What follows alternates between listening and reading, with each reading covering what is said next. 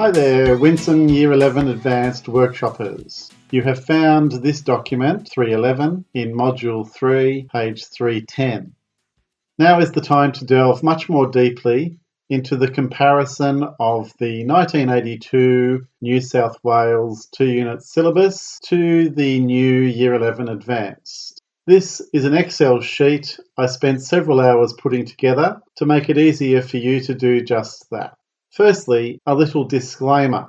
Whilst I have taken every care to make sure the information in this file is correct, it may contain inaccuracies. Please check my work carefully and let me know if you think I have made any errors or omissions.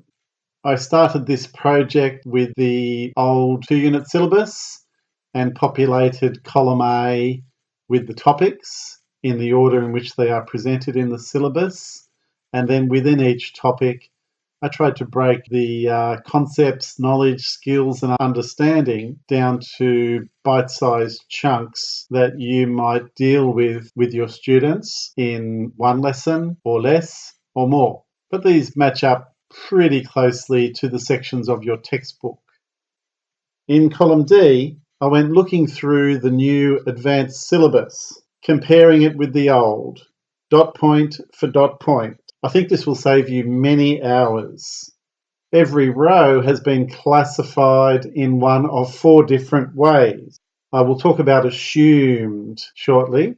These codes, such as F1.4, relate to the subtopics and the sub-subtopics from the new syllabus.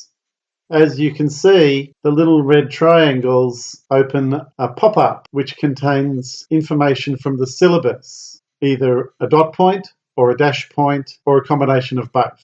The green stripes are things that I believe to be gone from the syllabus. G for green, G for gone. And now to the yellow. Yellow for hello.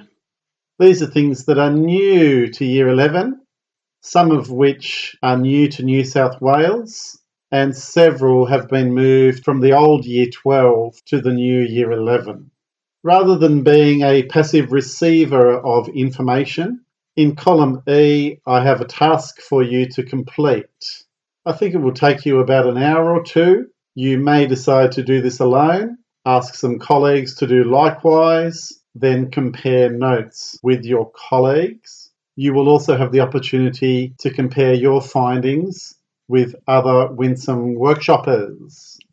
The purpose of this exercise is 5-fold. Number 1, I'd like you to start thinking about the amount of time it will take to teach each topic in 2019 and beyond. Number 2, so we can start thinking about the order in which you will place topics on your scope and sequence. Number 3, to know exactly what has gone from the syllabus. Number 4, to learn about some subtle changes to content which has been retained. Number 5, to start looking at the content which is new to New South Wales at this level and estimate how much time to allocate for that content. In column E, I encourage you to make some estimates of the amount of time you would spend on things that have been added and the amount of time you will save on things which have been removed. When doing this, please think of an average 2-unit only student, not your 2-unit student who is also doing extension 1. Together, we may come to a conclusion about whether the new syllabus is more or less time demanding than the old.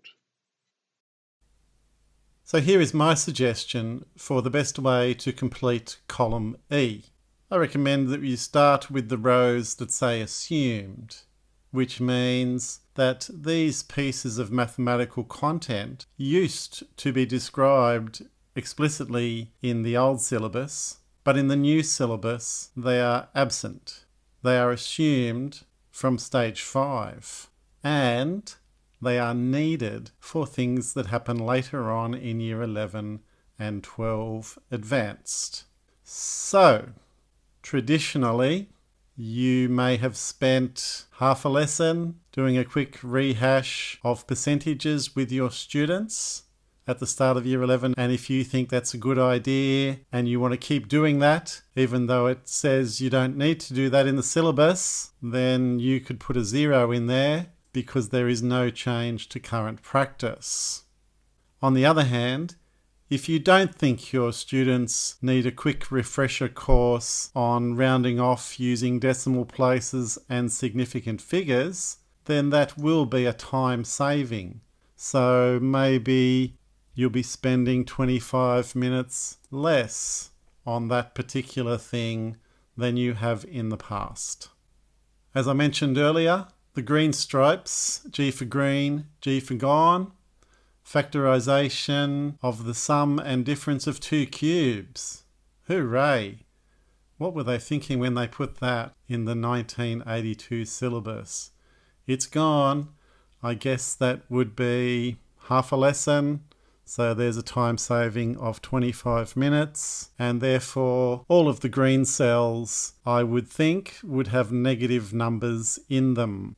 Now the yellow cells could be a little bit tricky because some of these things that are new are truly new to New South Wales, or we've never taught them at the 2-unit level before. So for example, polynomials. There's some stuff here that used to be extension 1 and now it's 2-unit.